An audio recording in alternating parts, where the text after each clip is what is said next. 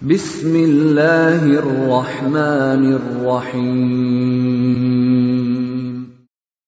وَلْتَكُنْ مِنْكُمْ أُمَّةٌ يَدْعُونَ إِلَى الْخَيْرِ وَيَأْمُرُونَ بِالْمَعْرُوفِ وَيَنْهَوْنَ عَنِ الْمُنْكَرِ. Assalamualaikum warahmatullahi wabarakatuh. Alhamdulillah wassalatu wassalamu ala rasulillah mabad. Allah berfirman, wajahidu bi amwalikum wa anfusikum. Berjuanglah kalian, berjihadlah kalian melalui hartamu dan dirimu. Hampir semua ayat-ayat berjuangan dan pengorbanan itu dimulai dengan bi amwalikum, harta kalian, harta kalian. Saya mengajak secara praktis dan kami sudah buktikan. Rp1.000 itu bisa luar biasa dahsyat. Bisa beli mobil, bisa buat kuburan, ya, bisa membangun masjid. Uang 1.000. Mari kita satukan uang 1.000 kita. Nanti kami jemput di rekening ini, insya Allah bisa kita buat. Di rekening ini, insya Allah kita buat sebuah kekuatan umat dengan Rp1.000. Rp1.000 dahsyat. Ini mohon maaf seperti yang tadi malam itu saya salut itu ikhwah yang pergi mengurus jenazah jam 11 ya. Jam 11 itu termasuk fi sa'atil usra. Itu waktu-waktu istirahat, waktu-waktu keluarga, tapi kita jual waktu kita, jual tenaga kita. Kita tidak berpikir macam-macam. Coba berdoa Pak, ini yang gugur dosanya ini. Kau terima begini Pak, berdoa ke begini, makbul doa itu. Di saat-saat yang fi sa'atil usra.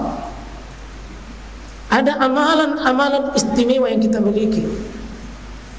Jadi ada orang Pak diterima tobatnya karena ada amalan istimewanya. Karena ada orang bertobat tidak diterima tobatnya. Salah satu yang bisa sebab tobat Pak diterima, berpuasa Senin Kamis iya, bangun di tengah malam, bisa hatam Qur'annya. Itu salah satu bagian daripada penggugur dosa. Itu yang dimaksud dengan Ibnu Katsir seperti wasari'u ila maghfirah, bersegera beramal yang bisa gugur dosa. Wasari'u ila maghfirah, segera meraih ampunan, artinya beramal. Salah satunya di sini fi sa'atil usra. Yang sebelumnya sahabat ini mimba di makada yazigu qulub fariqum minhum. Berat itu Pak. Coba bayangkan kau diajak pergi 800 jalan kaki, kendaraan siapkan sendiri. Kalaupun ada yang tidak siapkan sendiri, bawa bekas sendiri. Bahkan tenaga, waktu, nyawa taruhannya. Jalan kaki 800 Pak. Maka summa taba alaihim, kemudian Allah terima tobat mereka. Innahu, sesungguhnya Allah itu bihim, kepada mereka ini, an-nabi wal muhajir wal ansar, semuanya itu adalah Allah mengatakan bihim. Allah sifati mereka dengan Raufur Rahim. Allah sifatku yang melekat kepada nabi, muhajirin wal ansar, Raufur Rahim. Terus ada kata wa, sengaja dikasih tulis merah ini, wa 'alas salasati alladzina khulifu. Ada 3 orang dan terhadap 3 orang yang ditangguhkan tobatnya, akhirnya diterima tobatnya Pak. Siapa ini? Ini sahabat, karena ini terbagi Pak. Ada yang diterima tobatnya langsung oleh Allah, ada ditolak tobatnya sama sekali tidak diterima Pak, kaum munafik. Dan ada orang ditangguhkan tobatnya. Siapa ini Pak? Ada yang bisa sebut? Siapa 3 orang yang dimaksud ini? Quran sebutkan 3 orang. 3 itu pelakunya. Dan inilah sahabat yang istimewa. Ditangguhkan tobatnya 50 hari. 50 hari baru diterima tobatnya. Siapa itu? Coba siapa? Satu diantaranya Ka'ab bin Malik.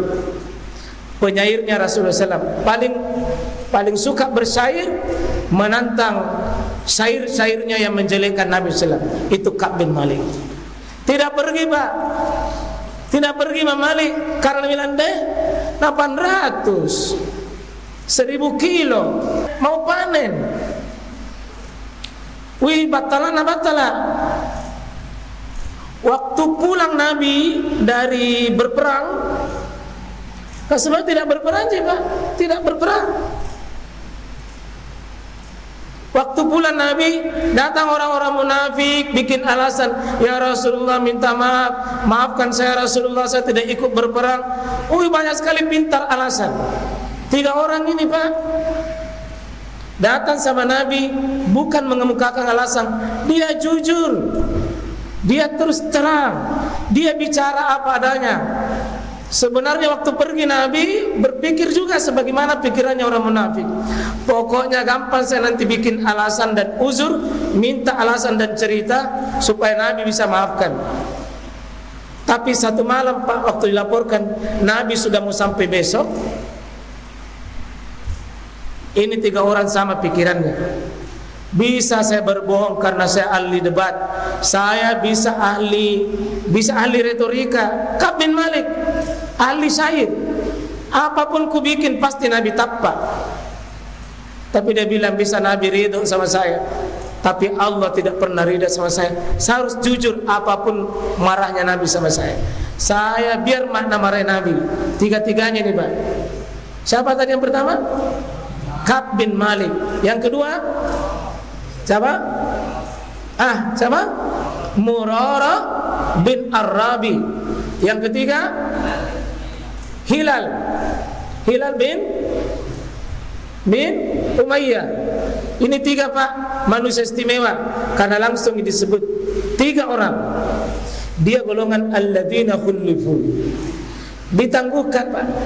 Waktu datang 2 orang dulu datang, Murarah kemudian Hilal, bicara.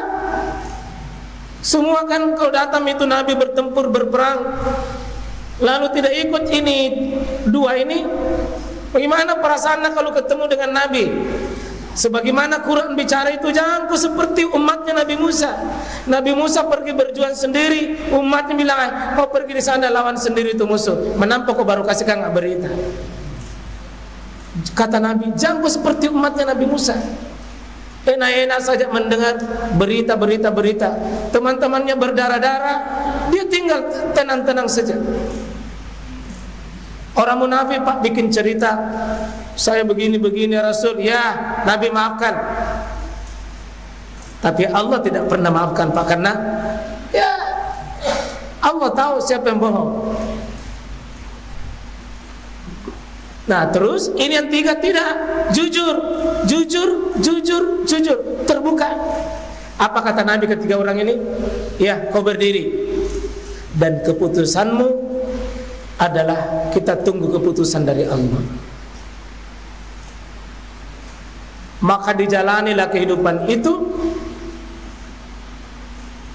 hari demi hari Pak. Nabi sampaikan kepada semua sahabat, jangan pernah ada yang bicara kepada 3 golongan ini. Kepada Ka'b, kepada Murarah, kepada Hilal, jangan ada yang temani. Dan semua istrinya ini dipanggil. Istrinya ini dipanggil semua. Kau tinggalkan suamimu dalam jangka waktu sementara, jangan kau serumah dulu. Ini Murarah, ini Ka'b dengan Hilal Pak. Belum pernah ada penderitaan di dunia yang dialami melebihi penderitaan ini. Sampai disebutkan ini warna biru, iza daqat alaihimul ard. Bumi itu seperti daqat, sempit. Kemana-mana tidak ada yang temani bicara, tidak ada sedikit pun. Ke pasar dia keliling, tidak ada yang temani. Pulang di rumah juga istrinya dilarang, jangan kau bicara. Seolah-olah Nabi itu bilang, itu orang itu mau diberi pelajaran. Ada penulis kitab Pak sampai memberikan 100 faedah dari 3 ayat ini, 100 lebih hikmah kenapa ayat ini diturunkan.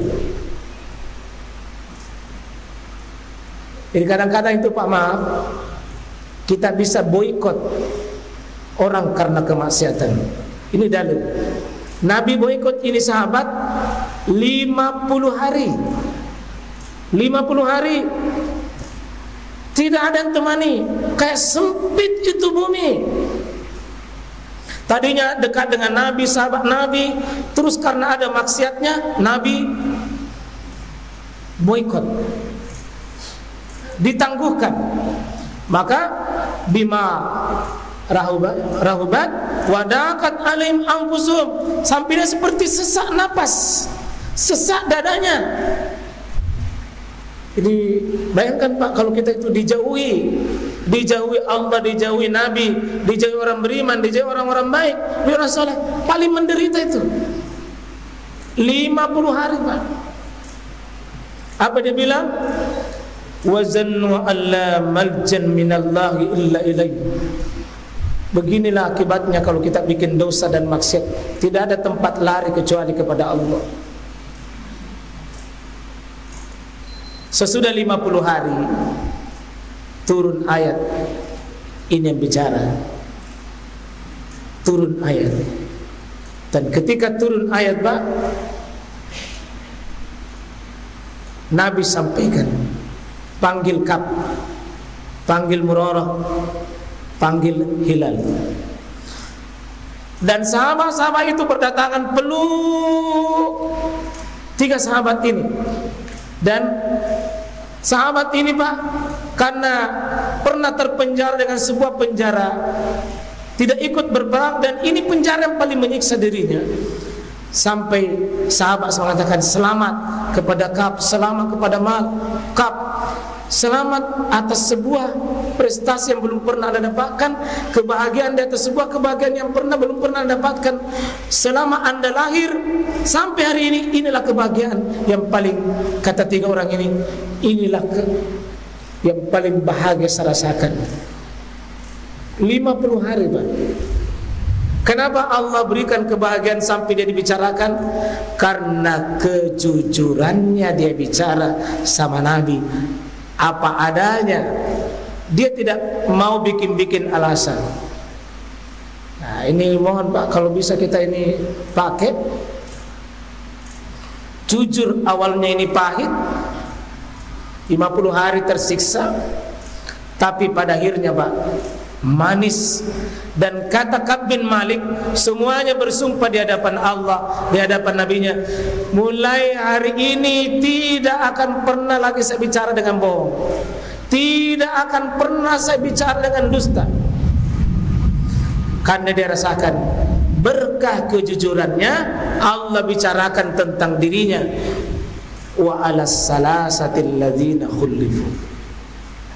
Ya, enak Pak ayat ini. Sampai Allah mengatakan summa taba alaihim liyatubu. Kemudian Allah menerima tobat mereka yang 3 orang itu. Liyatubu, kemudian supaya dia terus dibimbing oleh Allah untuk terus bisa bertobat. Allah tutup sifatnya ini, innallaha huwat tawwabur rahim. Lalu bicara ayat ini, wahai orang yang beriman kepada Allah, takut kepada Allah, jangan kau bermaksiat kepada Allah, dan bergabunglah bersama dengan orang-orang yang jujur. Ini kalau dibaca sepintas tidak bisa, tapi berkah kejujuran, dia berani jujur di depan Rasulullah SAW, maka dihargai Pak. Wahyu yang hargai, berkah kejujurannya, diterima juga tobatnya. Tapi ya hulifu, ditangguhkan dulu sementara 50 hari Pak. Jadi ini kaidah, boleh memboikot orang jika terpenuhi syarat. Boleh dibombe Pak ya, boleh bombe orang beriman selama terpenuhi syarat. Kalau tidak terpenuhi syarat tidak boleh. Ada fikih bombe Pak, syarat-syarat membombe itu ada syarat-syaratnya. Tidak boleh sembarang perlakukan itu. Seperti kalau ada teman kita yang satu komunitas, seperti satu kompleks, bisa. Kalau kita dominan, kita yang besar, bisa diboikot itu. Jangan ada yang beli jualannya, jangan ada yang terima teleponnya, jangan ada terima, jangan ada yang temani senyum. Tapi mohon maaf, itu kalau dia yang lemah. Kalau dia yang kuat, jangan bombe, Pak. Kalau dia yang kuat baru kita bilang, saya bombe, kamu udah bilang, siapa lu? Siapa takut? Maka suami boleh tuh bombe istri, Pak. Boleh. Tapi tidak ada riwayat istri boleh bombe suami. Tidak ada. Kenapa? Jika suami memenuhi syarat. Kalau suami tinggal di rumah mertua, jangkit, Pak. Bukan bapak yang berhak bombe, kita dibombe. Jangan. Yang kedua, yang boleh membombe kalau sudah 2-3 istrinya, bisa pergi ke istri yang lain. Tapi kalau satu istri tak, maaf, jangan. Apalagi Anda tidak punya power di hadapan istri tahu, jangan, Pak. Apa Nabi bilang, ku bombe, aku bilang, pergilah lo kau. Siapa takut? Dengar itu,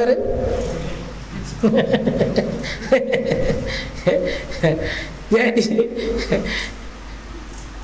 komunitas bisa, Pak, diberi pelajaran seseorang atas sebuah dosa, sebuah maksiat, untuk memberikan pelajaran. Saya pernah pakai metode begini, Pak, waktu saya mengajar. Siswa di kelas kita atur. Ini si A, dikasih keluar dulu. Kita atur strategi supaya dia jangan ada yang berteman. Jangan ada yang berteman. Siapa yang berteman, dia juga kena. Tapi kalau lebih banyak yang rusak di situ, tidak cocok. Ini Ka'b bin Malik. Nah, ini sekarang ada saya lihat orang memperlakukan begini, tidak memenuhi syarat. Contoh, memboikot ahli bidah di sebuah masjid. Itu cocok kalau dominan ahli sunnah. Kalau dominan ahli bidah baru kita boikot.